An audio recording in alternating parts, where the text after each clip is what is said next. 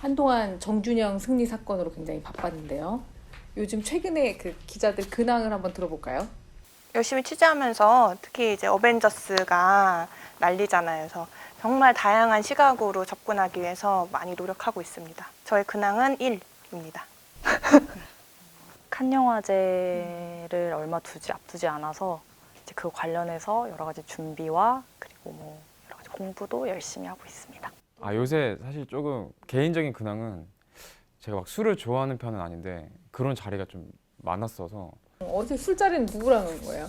개인적인 친구들 자리였어서 아니 개인적인 술자리를 힘들다고 하면은 예 힘들 수 있지 않을까? 소리 나는데. 아니 나는 어제도 일 관련한 술자리인 줄 알았는데 재밌게 노는 거 좋은 거예요. 놀 땐 놀고 일할 때는 일합시다. 자, 그러면 조현주 기자의 최애 기사부터 먼저 들어볼게요. 네, 저는 뭐 하시나요? 타노스 핑거스네. 그럼 핑거스냅입니다. 손가락 한 번만 튀겨도 자 제로 사라질 수 있습니다, 여러분들 조심하세요.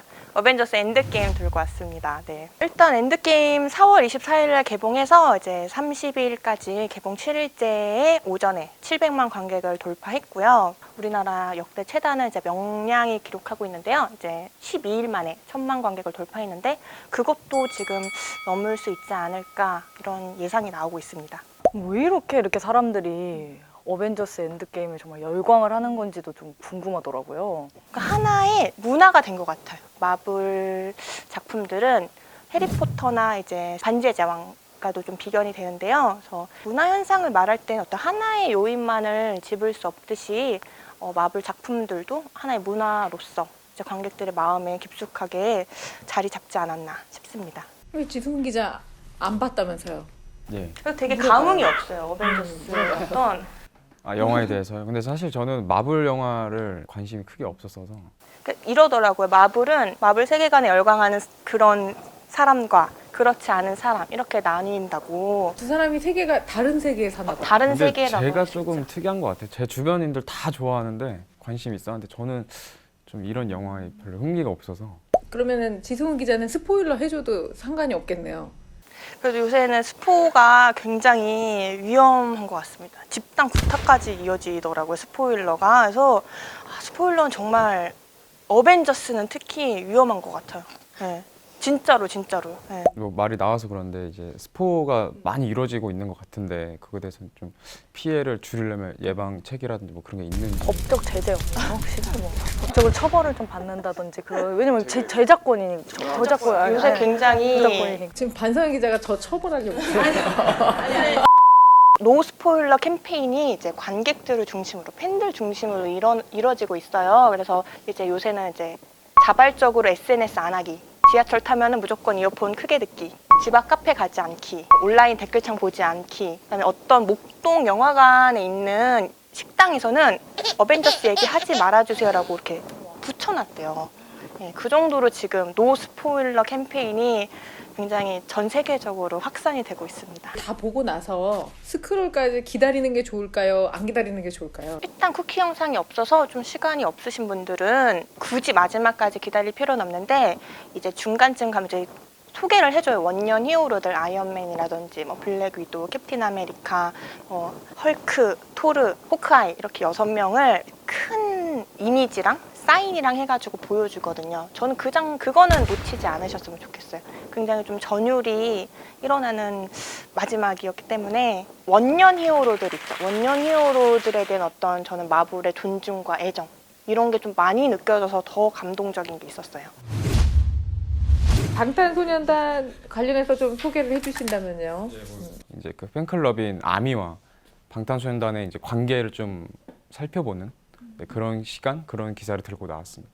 예전 같았으면 K-팝 하면 뭐 아시아권에만 이제 한해서 인기 척도를 잡았었는데 방탄소년단 같은 경우는 뭐 남미, 뭐 유럽 이렇게 뭐 가릴 것 없이 다 인정을 받는 상황이니까 뭐 그들의 인기는 전혀 의심할 수 없을 정도로 지금 굉장한 인기를 끌고 있는 거죠.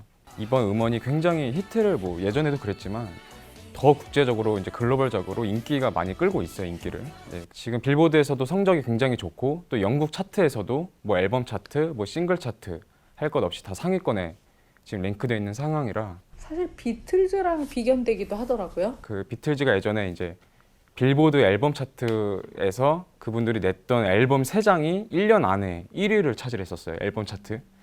근데 그 이후에는 한 가수도 없었는데 이제 방탄소년단이 지난해 냈던 2장의 앨범과 이번 앨범이 1년 사이에 이제 그 빌보드 앨범 차트 1위를 차지한 빌보드 이후의 첫 가수여서 그런 내용으로 그 비틀즈와 이게 좀 비교가 되고 있죠. BTS의 성공을 논할 때 아미를 빠뜨릴 수가 없잖아요. 어떻게 그 두 관계는 그렇게 굉장히 또 끈끈한지. 사실 BTS 방탄소년단이 이렇게 글로벌적으로 클 수가 있었던 가장 첫 번째 이제 사건이 이제 그 빌보드에서 소셜 아티스트로 뽑힐 때잖아요. 근데 그 소셜로 이제 성공한다는 자체가 방탄소년단을 밀어줬던 팬들, 글로벌적인 팬들과의 이제 단합이 이런 게 워낙 좋았으니까 또 방탄소년단도 팬들에게 그런 큰 감사함을 아직까지도 갖고 있고 자신들을 키워준 사람들은 다른 누구도 아닌 이제 아미 팬들이라고 생각을 하니까 그 둘 사이의 관계는 뭐 어느 타 아이돌 가수들보다도 훨씬 더 끈끈하다고 볼 수 있죠. 근데 제가 되게 놀란 게 당직할 때 이제 기사를 하나 썼는데 그게 BTS가 이제 아미를 위해서 뮤직비디오 버전을 새로 낸 거였어요. 되게 좀 놀랍더라고요. 이제 팬들은 뭐 그런 얘기도 하더라고요. 이게 조회수가 분산이 되면 가수한테 별로 안 좋은데 이렇게 내는 걸 보면 정말 팬 사랑이 남다른 것 같다. 뭐 이렇게도 얘기를 하는데. 이제 또 말씀하신 것처럼 이제 그 아미 팬들을 위해서 이제 미공개 영상들을 이제 좀 첨부를 해서 새로 뮤직비디오를 냈어요. 또 가장 눈에 띄는 거는 아미라는 그 글자가 뮤직비디오 안에 극장이 나오는데 거기에 아미라고 이제 적혀 있어요. 또 그런 것도 다 팬들을 위한 좀 이렇게 메시지가 아닌가. 그 영화 담당 기자들도 방탄소년단 아나요? 저는 방탄소년단 직접적으로 인터뷰도 해봤습니다. 저는 이제 잘을 몰랐는데 인터뷰를 하면서 그때 느꼈던 거는 그때 화양연화 그 전에도 물론 잘 됐지만 지금처럼은 아니었잖아요. 근데 그때도 되게 멤버들이 그 자신감이라고 해야 되나요? 이런 연습과 어떤 노력의 바탕이 된 자신감이 엄청 나더라고요. 그래서 인터뷰 이후에 이분들 너무 대단하신 것 같다면서 더 관심을 많이 가지게 됐던 기억이 있어요. 글로벌적으로 성장하는 걸 보고 사실 대단하다 싶었습니다. 성과가 앞으로 어디까지 갈 것 같은지 뭐 예측한다면요. 이 방송 전에 아까 말씀드린 것처럼 5월 2일 날 빌보드 뮤직 어워즈에서 무대를 쓰고 미국, 브라질, 뭐 영국, 프랑스, 일본까지 해서 5개국으로 이제 월드 투어를 하고 그러다 보면 뭐 성과는 뭐 사실 이미 워낙 많은 큰 성과를 이뤄내서 그냥 많은 글로벌 팬들과 만나는 게 성과가 아닐까. 여기서 뭐 어떤 걸 더 바랄까요? 방탄 분들에게. 강다니엘 전문 기자, 지승훈 기자의 방탄 소식 들어갑니다. 이번에는 반서연 기자가 그 이번에 이제 칸 영화제 우리 이제 그래서 칸 영화제 관련해서 좀 소개를 해주려고 하는데요. 네. 한번 얘기해 볼까요? 정확히 말씀드리면 칸 영화제와 이제 봉준호 감독이 생애 첫 5번째 칸 레드카펫을 밟게 됐기 때문에 봉준호 감독과 칸 그리고 봉준호 감독의 작품 기생충에 대해서 좀 오늘 제가 최애 기사로 뽑아왔습니다. 기생충이란 영화는 어떤 영화인지 좀 간략히라도. 굉장히 궁금한 또 제목이잖아요. 아, 너무 궁금했어요. 네, 너무 궁금해. 또 알려진 바도 별로 없어서 굉장히 보안에 철저했다고 하는데 일단 봉준호 감독이 어떤 얘기했냐.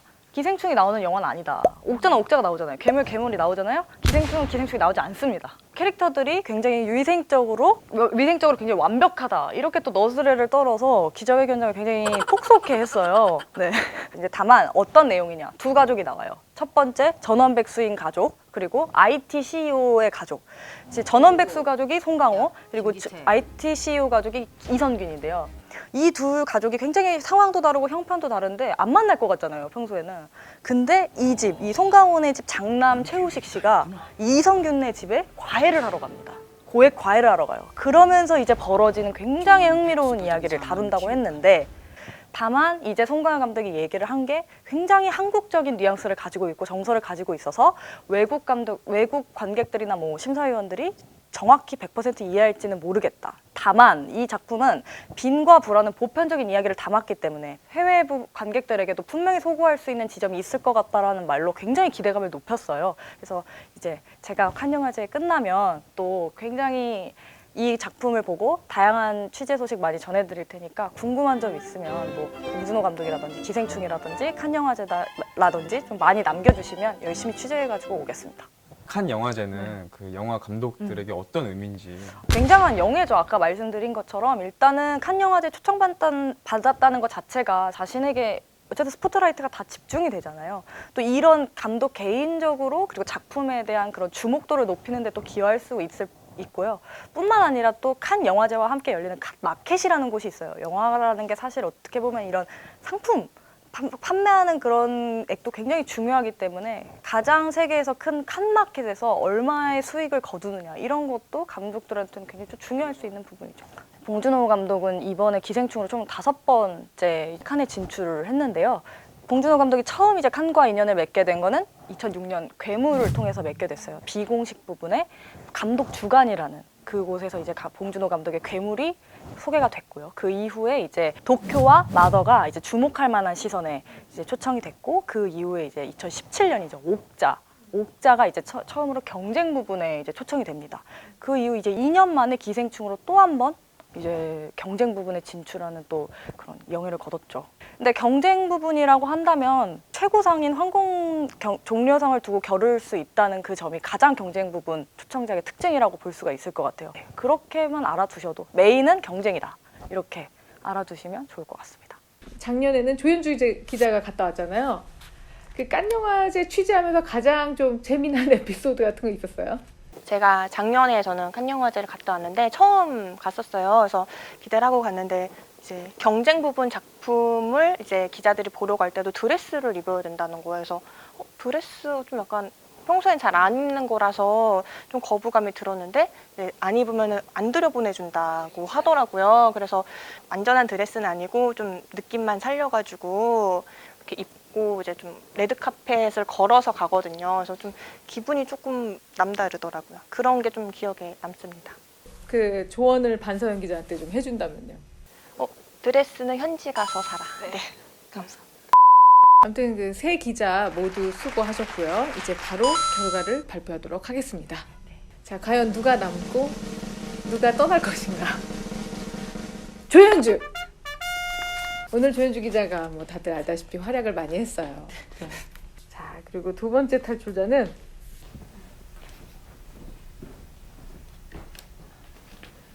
그다음에 이 순간이 정말 너무 긴장돼요. 여기는 나가라는 거고 여기만 잡힌 거예요 오늘은. 오늘 반서연 기자가 잡힌 거는 어차피 칸 영화제 때는 한 번 더 출연할 것 같아서 예상한 결과기 때문에 오늘 무슨 얘기를 하는지 모르겠네요. 저 너무 질문이